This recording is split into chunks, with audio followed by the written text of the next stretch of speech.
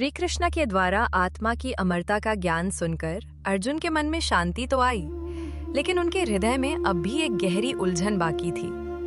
उन्होंने कृष्ण से पूछा, यदि आत्मा अमर है और शरीर नश्वर, तो फिर मेरा सच्चा कर्तव्य क्या है? मैं युद्ध लड़ूं या पीछे हट जाऊं? इसी प्रश्न के उत्तर में गीता के सबसे महत्वपूर्ण सिद्धांत का जन्म हुआ। श्री कृष्ण ने गंभीर और सौम्य स्वर में कहा, हे अर्जुन, मनुष्य का अधिकार केवल उसके कर्म पर है, फल पर नहीं। जब तुम कर्म करते हो और उसी कर्म के परिणाम को भगवान पर छोड़ देते हो, तब तुम चिंता, भय और असफलता के बंधन से मुक्त हो जाते हो। कृष्ण के शब्द गर्जना की तरह अर्जुन के मन में गूंजते रहे। कर्म करो, पर परिणाम की इच्छा मत रखो। जब फल की आशा से कर्म किया जाता है तो मन कमजोर हो जाता है और भय उत्पन्न होता है। पर जब कर्तव्य को पूजा समझकर किया जाता है तो वही जीवन को महान बना देता है। अर्जुन ने इस गूढ़ संदेश को सुनकर कहा, परंतु मधुसूदन, यदि मैं परिणाम की चिंता न करूं, तो प्रेरणा कहां से आएगी? कृष्ण मुस्कुराते हुए बोले, कर्तव्य ही प्रेरणा है। जब तुम्हारा कर्म दुनिया की प्रशंसा या परिणाम के डर से प्रभावित नहीं होता, तब तुम सच्चे धर्म के मार्ग पर होते हो। तुम्हारा कर्तव्य है न्याय के लिए खड़ा होना, चाहे परिणाम कुछ भी हो। अर्जुन धीरे धीरे अपने भीतर एक नई समझ और शक्ति महसूस करने लगे, लेकिन अभी भी उनका मन पूरी तरह स्थिर नहीं हुआ था। कृष्ण जानते थे कि अर्जुन के मन को मजबूत करने के लिए उन्हें मन और भावनाओं पर नियंत्रण का ज्ञान देना आवश्यक है।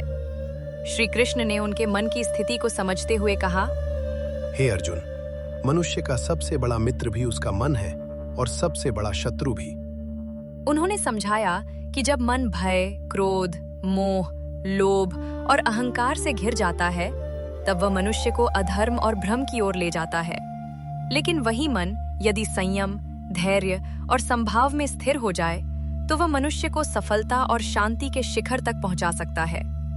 कृष्ण ने कहा, जो व्यक्ति सुख और दुख, लाभ और हानि, विजय और पराजय, इन सभी में समान भाव रखता है, वही सच्चा योगी है।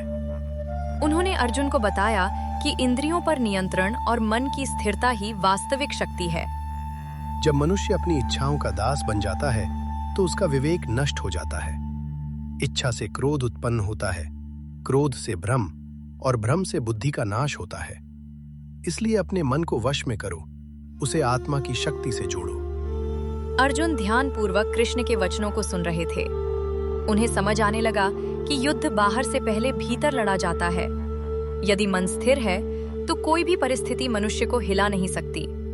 कृष्ण ने आगे कहा, सच्चा योग वही है जहां मन स्थिर, बुद्धि स्पष्ट और हृदय निर्भय हो। अर्जुन के भीतर अब आत्मविश्वास जागने लगा था, लेकिन एक अंतिम संशय अभी भी बाकी था। क्या ये सब केवल शब्द हैं या इसके पीछे कोई दिव्य सत्य है? तब श्री कृष्ण ने निश्चय किया कि अब समय आ गया है अर्जुन को अपना विराट दिव्य स्वरूप दिखाने का, जिससे उनका हर संदेह सदा के लिए समाप्त हो जाए। अब अगले भाग में जानेंगे, जब श्री कृष्ण अर्जुन को अपना विराट रूप दिखाते हैं तब क्या होता है।